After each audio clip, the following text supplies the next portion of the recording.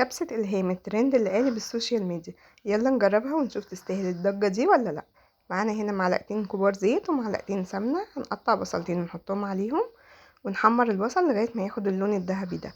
أول ما ياخد اللون ده هننزل بالفراخ طبعا تكون مغسولة كويس قوي وتكون مخلية من الجلد. هنقلب بقى الفراخ كده لغاية ما تاخد لون من جميع الجهات. بعد كده ننزل بالتوابل بتاعتنا. التوابل ملح وفلفل اسود وبهارات كبسة ورق لورا ولومي وكزبرة وحبهان وقرفة وقرنفل. نقلب بقى الفراخ كده مع التوابل عشان تاخد من نكهة التوابل كلها.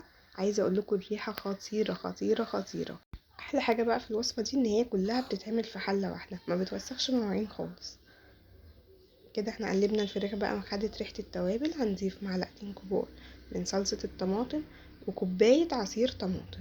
بعد كده بقى هنضيف المية هتبقى لكل كوباية رز كوبايتين ونص مية مغلية. هنغطي بقى على الفراخ ونسيبها تستوي نص ساعة.